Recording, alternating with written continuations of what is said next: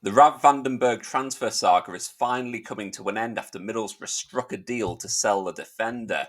FC Koln in the German Bundesliga have agreed a deal worth €13 million to sign the Dutch defender. That equates to around about £11 million, with the deal including a substantial sell-on fee in Middlesbrough's favour. Now, this is an agreement which has been a long time coming. It's been a good few weeks since Rav Vandenberg made his intentions very, very clear for what he was wanting to do this summer.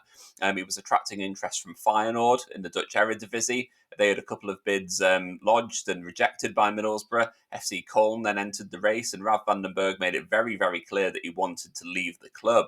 He spoke to Rob Edwards. He's enjoyed a fairly close relationship with Edwards since Edwards arrived at the club. They've had conversations about his future, and Vandenberg made it clear that he wanted to move on and challenge himself elsewhere. That was made clear very early in the summer when Alfie Jones was signed as a central defender. Jones was told that he would be coming in as Rav Vandenberg's replacement in the Middlesbrough team. Rav Vandenberg did feature in pre-season. He was due to play against Rangers, but he hasn't featured since.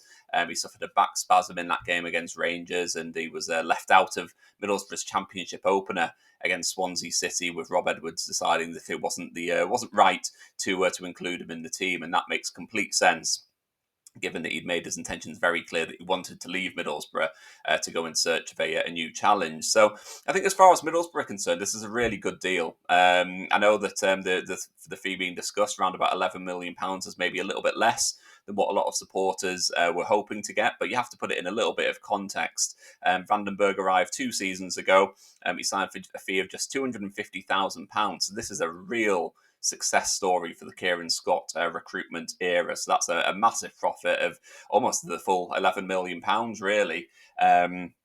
For Vandenberg, that's a substantial win, I guess, as far as Middlesbrough's bank account is concerned. Vandenberg made 66 appearances for Middlesbrough, and you've got to say that during those 2 years, he wasn't an overwhelming success. I think in his first season with the club, he did well. He put in some really good performances, and the hope was that he would be able to really kick on and prove himself as one of the best young defenders in Europe. His second season didn't really follow suit, and it was a little bit disjointed. Admittedly, he did have a couple of injury problems, and you've got to say that Michael Carrick's side weren't renowned for their defensive abilities, which perhaps didn't help with Rav Vandenberg in that particular instance, and that may have had a knock-on effect to this summer. So I think when you were looking at potentially him joining one of Europe's huge clubs, come his time coming to an end with Middlesbrough, that hasn't quite happened. And to be fair, a move to FC Koln is a big move. Moving to the German Bundesliga, it's one of the top clubs, one of the top divisions in Europe. So it's a massive opportunity for him to go and impress. But it's perhaps not one of the elite top tier clubs that were perhaps going to be interested in Rav Vandenberg. So I think from Middlesbrough's point of view, it's a deal that makes sense. It's an opportunity to make a big profit on a player who has made it clear that he wants to leave Middlesbrough. That's ultimately the truth of the matter. He wants to leave this summer. So for Middlesbrough, there is a real need to sell him on, get as much money as possible, and then move on, really. Of course, we signed Alfie Jones already this summer. We look in relatively okay shape in central defence. I do think we need another body through the door to add some real depth, because you do sort of look at the likes of Darragh Lenihan and even someone like Dale Fry, who's had his injury struggles of late, and you think that maybe we need a little bit more cover. But if you're looking at quality alone, I don't think that Rav Vandenberg's exit leaves a huge hole. I think he's certainly a player of big potential, but does he make Middlesbrough's team weaker as a result of him leaving to go to Germany? I don't think so. I was quite pleased with how Middlesbrough's central defensive unit looked against Swansea. That trio of Luke Ayling, Dale Fry, and Alfie Jones in the centre of defence was really quite encouraging for me. I don't know if that'll be the first choice trio as the season unfolds. You kind of hope that Darragh Lenihan will be back in the mix. I was quite surprised that Neto Borges wasn't in from the start, so I think he'll be knocking on the door. And of course, if Middlesbrough do go out to try and sign another central defender before the end of the summer, then that's even more competition for places. Of course, you've got George Edmondson as well, who's going to be coming back from from injury in the not too distant future. I don't think he'll be a regular starter in this team, but once again, it does show the quality and the depth that we do have, because he is a fairly solid player in central defence. But yeah, I think for Middlesbrough, this is a really important deal. It's a good deal in isolation in terms of the profit, as I've already mentioned, but it does have a big knock-on effect in terms of what Middlesbrough will be able to do as the summer unfolds. It's become very, very apparent in the last couple of weeks that funds are at a bit of a premium, or available funds, you should say, are at a bit of a premium for Middlesbrough in the transfer market. I think a lot of fans went into the summer hoping that £22 million that we'd attracted for Emmanuel Latilath in the January transfer window. A lot of people thought that was going to be there and available for us to go out and really rebuild the squad, but that hasn't really happened.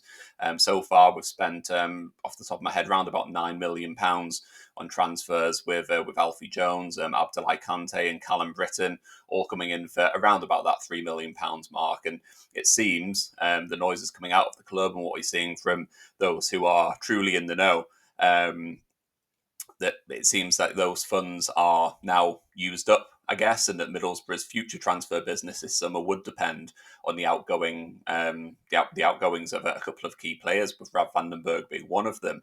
Hayden Hackney was the other one. Of course, he was heavily targeted by Ipswich Town just a couple of weeks ago. They had a £20 million offer accepted for him. Hayden Hackney ultimately rejected that move, and so at the time of recording, he's very much still a Middlesbrough player with no one else in the mix. But hopefully, with this deal to Germany for Rav van den Berg being done, it does mean that Middlesbrough will have that money in their bank account, and it does hopefully mean that we've got a little bit more spending power as we go into the rest of the summer transfer window. There's still a couple of really big positions that Middlesbrough do need to strengthen.